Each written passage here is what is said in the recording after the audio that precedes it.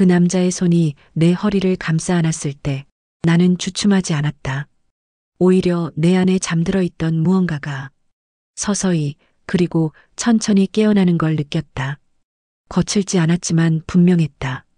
그의 숨결이 내 귓가를 훑고 이름 모를 감각들이 몸속 어딘가를 두드리던 순간 나는 아내도 간병인도 아닌 그저 한 여자였다. 80에 가까운 몸을 돌보며 기저귀를 갈고 약통을 채우던 손이 누군가에게 탐스럽게 느껴질 수도 있다는 걸 그날 밤 처음 알게 되었다. 그 모든 건 묻지마 치유여행이라는 이상한 전단지에서 시작됐다. 내 이름은 윤희정. 올해 환갑을 맞았다. 보건소 간호사로 30년 가까이 일했고 퇴직 후엔 남편의 병수발로 하루를 보냈다. 내 삶은 정리정돈된 병실처럼 딱딱하고 무채색이었다. 남편은 새해 전 파킨슨병 진단을 받았고 시간이 갈수록 몸과 말이 무거워졌다. 이제는 식사부터 배변까지 내 손이 닿지 않으면 안 되는 상태였다. 솔직히 말하자면 나는 점점 말라갔다. 남편의 침대 옆에서 새벽 2시, 3시까지도 깨어있던 날이 얼마나 많았던가. 언젠가부터 내 이름을 부르는 사람도 안부를 묻는 사람도 없었다. 심지어 병원 진료 기록지에조차 나는 보호자라는 칸에 이름 없이 적혀 있었다. 그날도 그랬다. 새벽까지 잠들지 못하고 겨우 두어 시간 눈을 붙인 아침. 우유 한 팩을 사러 나갔다가 아파트 게시판에서 눈에 띄는 전단지 하나를 보았다. 진한 파란색 글씨. 묻지마 치유여행 이름도 직업도 아무것도 묻지 않습니다. 하루 동안 낯선 곳에서 낯선 사람과 떠나는 회복의 시간. 처음엔 황당하게만 느껴졌다. 묻지마 관광? 그 나이에? 말도 안 되는 소리 같았다. 그런데 이상하게 그 문구 하나가 내 마음 깊은 곳을 흔들어 놓았다. 아무것도 묻지 않는다는 그 말이 왜 이렇게 따뜻하게 들렸을까? 그날 밤 남편이 잠든 후 가방 안에서 그 전단지를 꺼내 읽고 또 읽었다. 그리고 한참을 망설이다 조용히 핸드폰을 들었다. 전화기 너머로 상냥한 여성의 목소리가 들려왔다. 이번 주 토요일 통영 소매물도 코스가 있습니다. 아침 6시 출발, 밤 9시 도착이고요. 한 번쯤은 나를 위한 하루 가져도 되지 않을까? 결국 나는 조용히 예약할게요라고 말했다. 토요일 아침 평소보다 훨씬 일찍 눈을 떴다. 남편의 하루치 약과 식사 그리고 간병일지를 테이블 위에 올려두었다. 미리 부탁한 간병 도우미가 정시에 올 것을 확인하고 조용히 집을 나섰다. 남편에겐 보건소 연수교육이라 둘러댔고 그는 고개만 끄덕였다. 한때는 나를 걱정해주던 남자였지만 지금은 나보다 약과 식단표에 더 반응하는 사람이 되었다. 지하철을 타고 약속 장소로 향하면서도 마음은 계속 들떴다.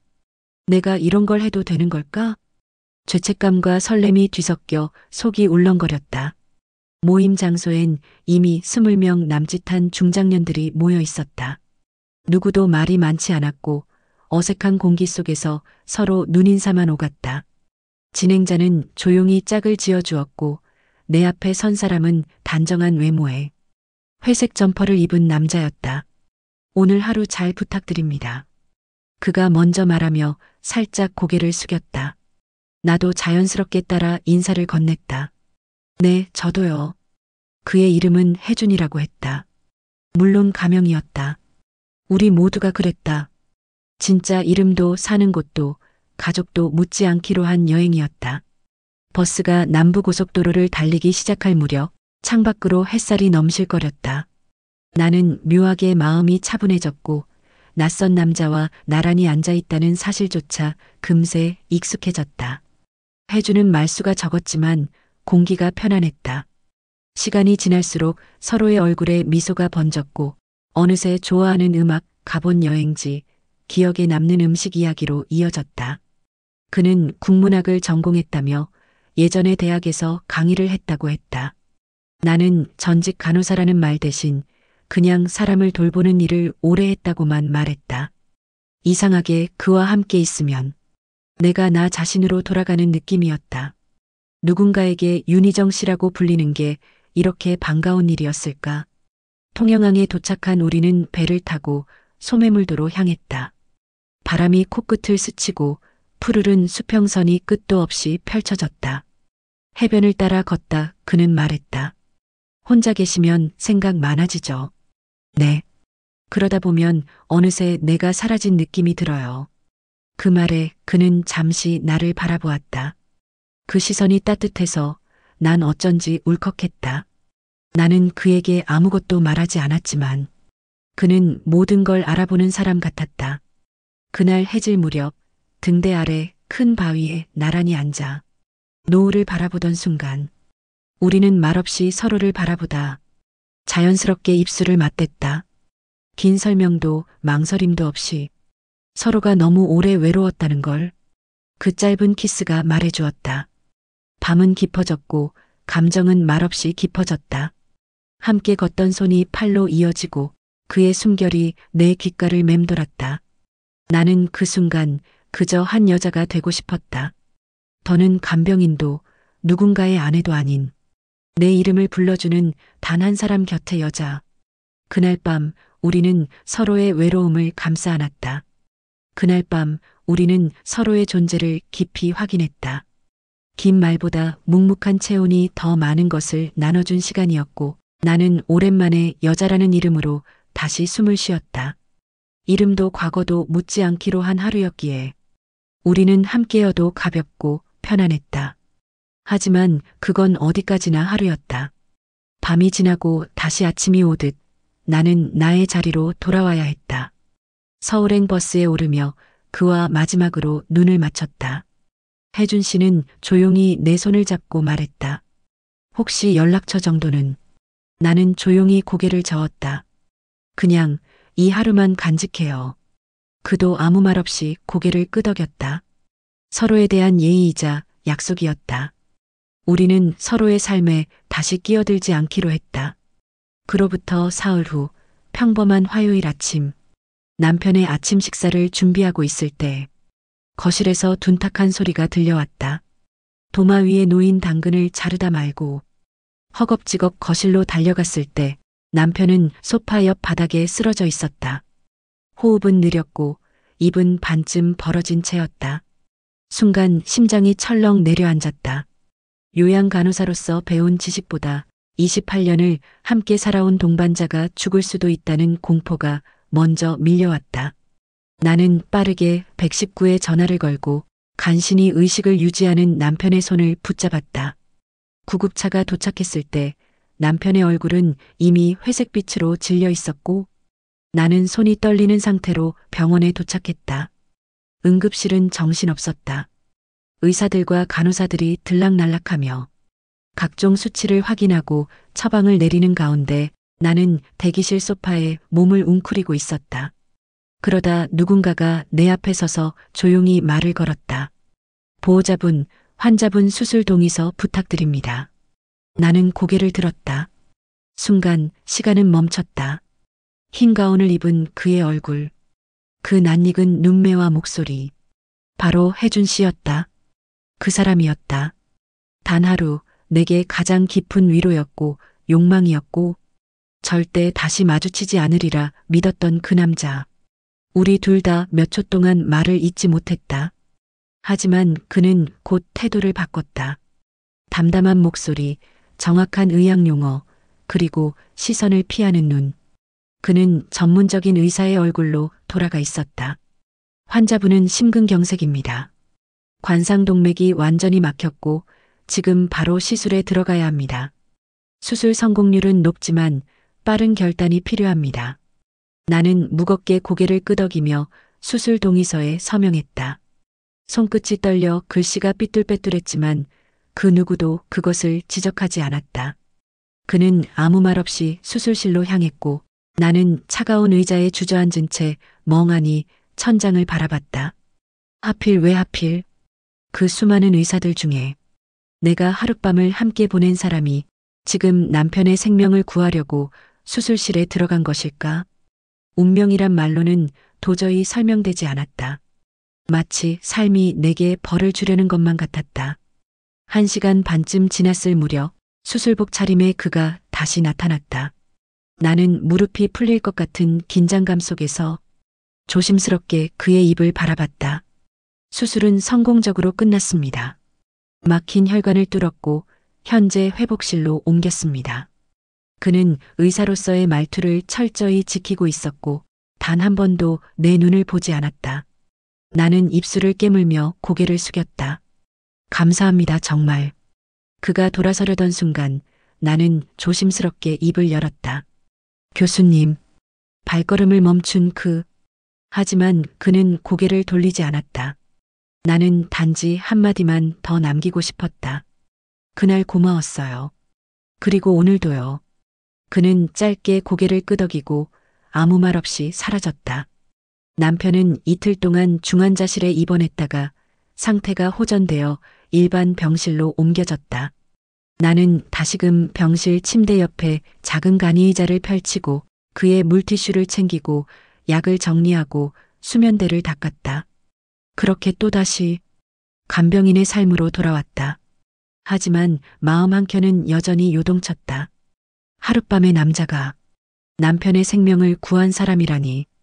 그와 나눈 감정이 단지 위안이었다고 말하기엔 너무 뜨거웠고 그의 손길을 잊었다고 말하기엔 너무 생생했다. 그러나 지금의 나는 남편의 아내였고 그는 남편의 주치의였다. 그날 밤 병원 창문을 등지고 앉아 잠든 남편을 보며 나는 혼잣말처럼 중얼거렸다. 하룻밤이었다고 나도 믿고 싶었어. 그게 전부였다고 그렇게 끝난 거라고.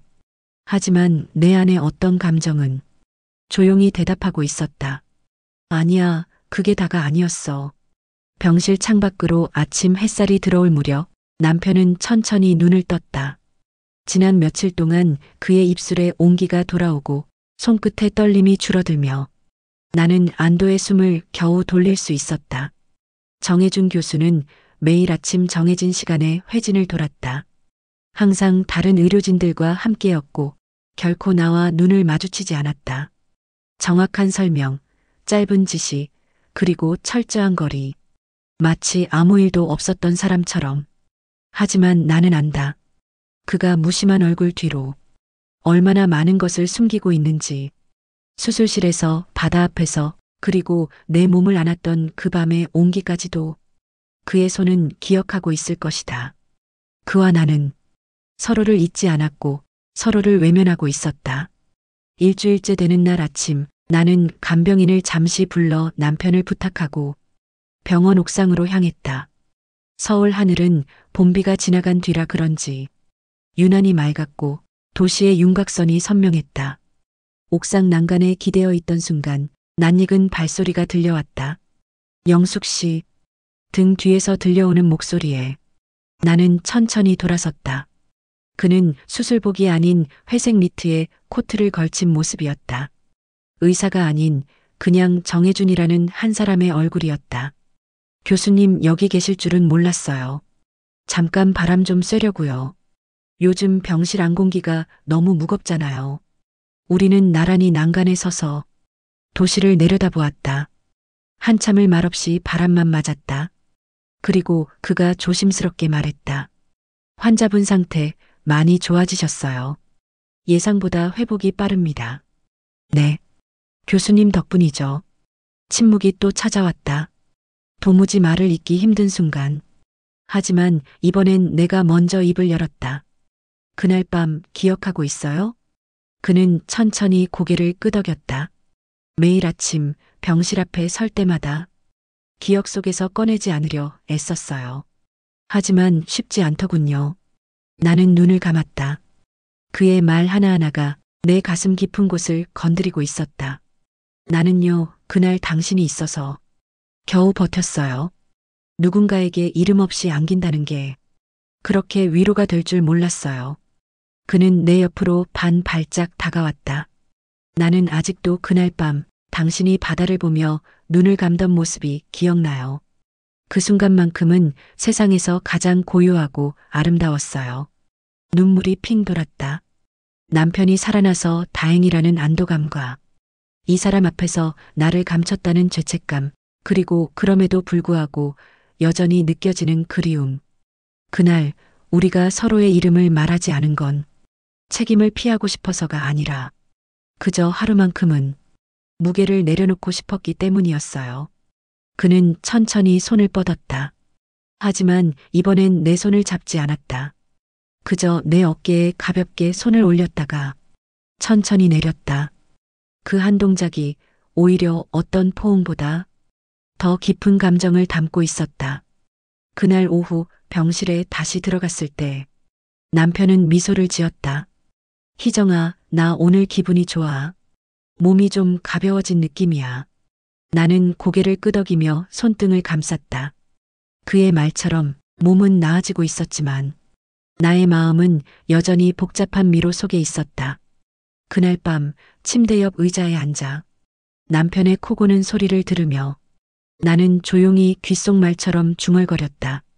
당신은 당신의 생명을 살렸고 나는 나의 마음을 살렸어요. 퇴원은 예상보다 빠르게 결정되었다. 정해준 교수는 마지막 회진에서 약 복용과 추후 외래 일정까지 정확하고 친절하게 설명해 주었다. 남편은 활짝 웃으며 말했다. 교수님 덕분에 제가 다시 걸을 수 있게 됐네요. 정말 은인입니다. 무사히 회복되신 건 환자분의 의지 덕분입니다. 정해주는 그 말을 남기고 병실을 나섰다. 그리고 잠시 나를 향해 돌아보았다. 말은 없었지만 그 눈빛은 말하고 있었다. 이제 정말 이걸로 끝입니다. 나는 고개를 끄덕였다. 그 짧은 몸짓 속에서 우리는 서로에게 마지막 작별 인사를 건넸다. 남편의 퇴원은 봄비가 그치고 난 다음 날이었다. 창밖에선 산수유꽃이 피기 시작했고 서울 외곽의 재활병원으로 향하는 도로 위엔 부슬비 자국만이 남아 있었다. 남편은 병원 차량에 실려 떠났고 나는 두툼한 입원 서류와 약봉지를 들고 그 뒤를 조용히 따랐다. 그날 나는 단 한 사람에게도 인사하지 않았다. 그의 얼굴조차 보지 못한 채 그 병원을 나섰다. 며칠 뒤였다. 서울에서 보내온 등기 하나가 도착했다. 보낸 사람 정해준. 주소는 병원 주소가 아니었고 강원도 양양의 작은 우체국이 적혀 있었다. 손이 떨렸다. 편지를 열기까지 몇 분을 창밖만 바라봤다. 그리고 조심스레 한 줄 한 줄 읽어나갔다. 희정 씨에게 그날 밤 당신이 내게 건넨 숨결을 기억합니다. 환자도 아니고 보호자도 아닌 한 인간으로서 서로를 마주했던 그 시간. 나는 의사로 살아온 삶보다 그 밤이 더 따뜻했음을 고백합니다. 당신의 손이 내 등에 닿았을 때 나는 처음으로 누군가에게서 살고 싶다는 감정을 느꼈습니다. 하지만 우리는 현실로 돌아왔습니다. 남편분이 회복되셨다니 진심으로 다행입니다. 그것만으로도 나는 충분합니다. 이 편지를 끝으로 나는 양양으로 내려갑니다. 의사가 아닌 이름 없는 사람으로 당신을 사랑했지만 이제는 놓아드립니다. 부디 건강하시고 가끔은 아주 가끔은 그날 밤의 바다를 기억해 주세요. 정해준 드림. 나는 편지를 조용히 접어 서랍 안에 넣었다. 불을 껐고 그날 밤은 오랜만에 깊이 잠들었다. 남편은 재활을 이어가고 있었고 나는 다시 반찬 가게로 돌아갔다. 이제는 손님들 얼굴을 다시 하나하나 기억하게 되었고 내 이름을 불러주는 사람도 생겼다. 그리고 어느 날 가게 앞에 선 남학생 하나가 고개를 조아리며 말했다. 혹시 김희정 씨 맞으세요? 고개를 끄덕이자 그는 조심스럽게 말하며 작은 종이 봉투를 내밀었다. 저희 아버지 대신 전달드리러 왔습니다. 이건 도자기예요. 직접 만든 거고 그냥 감사 인사라고 하셨습니다. 나는 그 봉투를 받았다. 그리고 그 안에서 조심스레 꺼낸 흰색 찻잔 2개. 한쪽엔 여기, 다른 한쪽엔 그날이라는 글자가 새겨져 있었다. 말없이 그걸 바라보았다. 그날 밤 우리가 서로에게 말하지 않았던 이름 대신 찻잔에 담긴 작은 기억, 영원히 꺼내지 않을 기억. 그날 이후 나는 다시 누구에게도 마음을 열지 않았다. 남편은 점점 건강을 회복했고 우리 부부는 이전보다 오히려 더 조용히 살았다. 대신 가끔씩 들리는 찻잔 부딪히는 소리에 가슴이 먹먹해질 때면 나는 혼잣말처럼 중얼거린다. 고맙습니다, 정 선생님. 당신은 내 황혼의 한 조각이었습니다. 이 영상을 끝까지 함께 해주신 분들께 감사드립니다. 당신의 삶에도 때로는 말없이 다가와주는 한 사람이 있기를 바랍니다. 영상이 마음에 드셨다면 좋아요와 구독, 그리고 댓글로 여러분의 황혼 이야기도 들려주세요. 다음 이야기에서 다시 찾아뵙겠습니다.